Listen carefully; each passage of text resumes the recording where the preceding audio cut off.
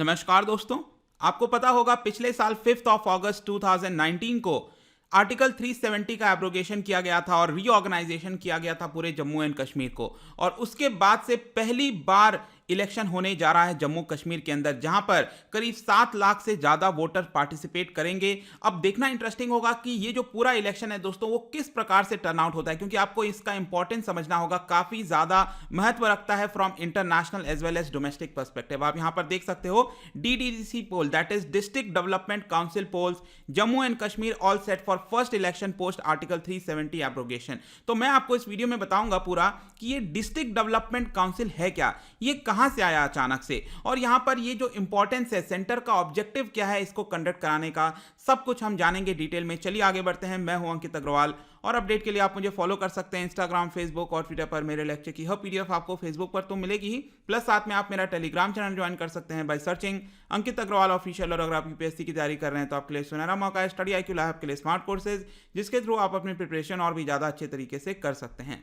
सबसे पहले देखिए दोस्तों, जैसा मैंने आपको बताया 370 के जाने के बाद पहली बार ये इलेक्शन हो रहा है और आज इसका पहला फेज है। आज जब हम सैटरडे को इसकी बात कर रहे हैं तो पहला फेज ऑफ इलेक्शन होने जा रहा है। और इसकी इंपॉर्टेंस इसलिए भी है दोस्तों क्योंकि एक तो पहली बार हो रहा है, दूसरा आपको पता होगा इसमें एक अलायंस फॉर्म किया गया है नॉन BJP पार्टीज के द्वारा, और ये है आपका गुपकर अलायंस। तो यहां पर गुपकर अलायंस एक तरफ और दूसरी तरफ यहां पर BJP है। देखना होगा ये किस तरह से टर्न आउट होता है। लेकिन इसमें एक और चीज मैं आपको अपडेट बता दूं कि कांग्रेस भी पहले गुपकर अलायंस का पार्ट थी, लेकिन रिसेंटली उन्होंने अपने आप को इससे अलग कर दिया। अगर आपको और ज्यादा जानना है गुपकर अलायंस के बारे में तो मैंने डिटेल में इसकी चर्चा की है, क्योंकि आपको रिसेंटली पता होगा यहां पर गुपकर अलायंस को एक तरह से गुपकर गैंग बताने की कोशिश की गई थी होम मिनिस्टर के द्वारा। तो ये गुपकर अलायंस क्या है, गुपकर डिक्लेरेशन क्या है, हर एक चीज को मैंने इस पर्टिकुलर वीडियो में आपको समझा दिया था। आप सर्च कर लेना, मिल जाएगा। चलिए अब हम आते हैं कि दोस्तों ये जो डिस्ट्रिक्ट डेवलपमेंट काउंसिल है ये कैसे आया। तो सबसे पहले मैं बता दूं कि जैसे आपको पता होगा 3 टियर जो सिस्टम है हमारे भारत के अंदर, वैसे ही जम्मू कश्मीर में भी एक एक्ट लाया गया था जिसका नाम है जम्मू कश्मीर पंचायती राज एक्ट 1989। तो उसमें क्या था कि डिस्ट्रिक्ट डेवलपमेंट काउंसिल नहीं था, पहले ये जाना जाता था district planning and development board के नाम से।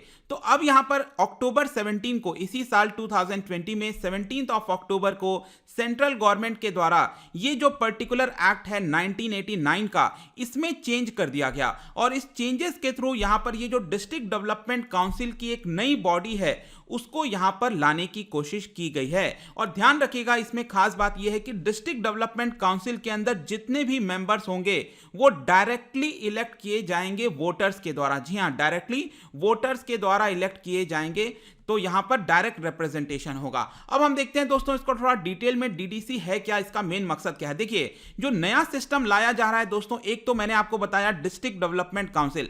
हर एक डिस्ट्रिक्ट के अंदर, जम्मू कश्मीर में अगर आप देखोगे तो टोटल 20 डिस्ट्रिक्ट्स हैं, जम्मू डिवीजन और कश्मीर डिवीजन दोनों को मिलाकर मैं कह रहा हूं टोटल कितने डिस्ट्रिक्ट हैं, 20 डिस्ट्रिक्ट हैं। और हर एक डिस्ट्रिक्ट में एक तो आपका बॉडी होगा, काउंसिल होगा जिसका नाम होगा डिस्ट्रिक्ट डेवलपमेंट काउंसिल। इसके साथ साथ एक और कमिटी होगी जिसका नाम होगा डिस्ट्रिक्ट प्लानिंग कमेटी। तो मैं डिस्ट्रिक्ट प्लानिंग कमेटी के बारे में आपको बाद में बताऊंगा, लेकिन पहले हम डिस्ट्रिक्ट डेवलपमेंट काउंसिल के बारे में जान लेते हैं। तो सबसे पहली चीज तो मैंने आपको यह बताई कि पहले जो बॉडी हुआ करती थी DPDB, that is district planning and development board, ये अब यहां से हट चुका है। इसके बजाय अब ये दो आपके बोर्ड आ जाएंगे, एक तो district development council, district planning committee. अब यहां पर अगर आप देखोगे जो डिस्ट्रिक्ट डेवलपमेंट काउंसिल है इसका मेन जो मकसद है दोस्तों वो ये होगा कि उस डिस्ट्रिक्ट के अंदर वो जो जिला है जम्मू कश्मीर के अंदर, हर एक डिस्ट्रिक्ट के अंदर यहां पर डिस्ट्रिक्ट डेवलपमेंट काउंसिल है। ये लोग क्या करेंगे, उस डिस्ट्रिक्ट के बारे में जो भी डेवलपमेंट का प्लान करना है उसको प्रिपेयर करना है कि डिस्ट्रिक्ट किस तरफ जाएगी, जो जिला का प्लानिंग होगा वो किस प्रकार से होगा, जो कैपिटल एक्सपेंडिचर करना है वो किस प्रकार से करना है, हर एक चीज की प्लानिंग प्लॉटिंग ये आपका किया जाएगा डिस्ट्रिक्ट डेवलपमेंट काउंसिल के द्वारा। आई होप कि ये चीज समझ में आ गया होगा। और इसका मेन फीचर मैंने आपको बताया कि इसके अंदर जो भी मेंबर होंगे वो आपका डायरेक्टली वोटर के द्वारा यहां पर इलेक्ट किए जाएंगे। अब हर एक डिस्ट्रिक्ट के अंदर कितने मेंबर होंगे, ये होंगे 14 मेंबर। हर एक डिस्ट्रिक्ट डेवलपमेंट काउंसिल के अंदर 14 मेंबर होंगे। यहां पर आप मैप देख सकते हो, आपको पता होगा कि ये जो पूरा है आपका, ये है आपका लद्दाख का एरिया जो यूनियन टेरिटरी है, और नीचे ये रहा आपका जम्मू कश्मीर यूनियन टेरिटरी। तो यहां पर आप देख सकते हैं हर एक डिस्ट्रिक्ट के बारे में लिखा हुआ है, आप इनके नाम भी देख सकते हैं यहां पर। तो इसमें जो 20 डिस्ट्रिक्ट हैं, हर एक डिस्ट्रिक्ट में यहां पर कितने मेंबर होंगे? डिस्ट्रिक्ट डेवलपमेंट काउंसिल के अंदर 14 मेंबर होंगे। तो पूरे जम्मू कश्मीर का अगर हम मिला दे दोस्तों, तो ये निकल कर आता है करीब 280 मेंबर्स। तो पूरे जम्मू कश्मीर में डिस्ट्रिक्ट डेवलपमेंट जो काउंसिल होगा उसमें टोटल 280 मेंबर्स होंगे, और हर एक डिस्ट्रिक्ट के अंदर कितने हैं? 14 है। आई होप कि अब आपको चीजें क्लियर हो गई होंगी। हर एक डिस्ट्रिक्ट डेवलपमेंट काउंसिल का जो टर्म है, जो साल है, जिस तरह से लोकसभा का पूरा टर्म 5 साल का होता है, वैसे ही डिस्ट्रिक्ट डेवलपमेंट काउंसिल का भी जो टर्म है वो 5 साल का होगा। इसके अलावा यहां पर जो रिजर्वेशन है उसका भी प्रोविजन किया गया है। ये जो डिस्ट्रिक्ट डेवलपमेंट काउंसिल के अंदर 14 मेंबर्स होंगे, इसमें यहां पर शेड्यूल्ड कास्ट के लिए भी रिजर्वेशन है, शेड्यूल्ड ट्राइब के लिए भी है, और विमेन के लिए भी रिप्रेजेंटेशन रखा गया है। अब आपको समझना है, क्योंकि इनका मेन काम क्या है कि प्रिपेयर करना, प्लान को प्रिपेयर करना, कैपिटल एक्सपेंडिचर कैसे होगा, इन सब चीजों को देखना। इसके लिए साल में एटलीस्ट 4 बार ये मिला करेंगे। यहां पर हर एक डिस्ट्रिक्ट के अंदर ये जो काउंसिल बनाई जाएगी उसमें ये क्या करेंगे, 4 बार मिलेंगे हर साल। इसको जनरल मीटिंग कहा जाएगा। तो 4 बार मिलेंगे, मतलब आप कह सकते हो हर क्वार्टर में एटलीस्ट एक बार यहां पर उनको मिलना होगा। अब आप देखिए, सोचिए, हर एक डिस्ट्रिक्ट के अंदर मैंने आपको क्या बताया, 14 मेंबर्स होंगे। तो सपोज यहां पर 14 मेंबर चुन लिए गए, ठीक है।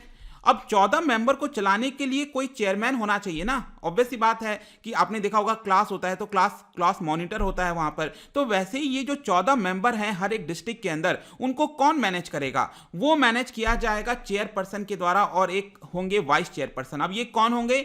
ये बेसिकली जो 14 मेंबर हैं वो आपस में ही चेयरपर्सन और वाइस चेयरपर्सन को इलेक्ट कर देंगे। मतलब कि 14 में से एक चेयरपर्सन बन जाएगा और एक वाइस चेयरपर्सन बन जाएगा, और बाकी के यहां पर 12 मेंबर्स होंगे। समझ में आ गया? तो डिस्ट्रिक्ट डेवलपमेंट काउंसिल यही है। इसके अलावा मैंने आपको बताया था यहां पर एक और बॉडी बनाई जा रही है, इसका नाम होगा डिस्ट्रिक्ट प्लानिंग कमिटी। अब डिस्ट्रिक्ट प्लानिंग कमिटी में कौन कौन मेंबर होंगे आप देख सकते हो, आपको पता होगा हर एक डिस्ट्रिक्ट में यहां पर एमपी होता है। आपको पता ही है, लगभग जितने डिस्ट्रिक्ट होते हैं लगभग उसी के हिसाब से यहां पर मेंबर ऑफ पार्लियामेंट भी होते हैं लोकसभा के अंदर।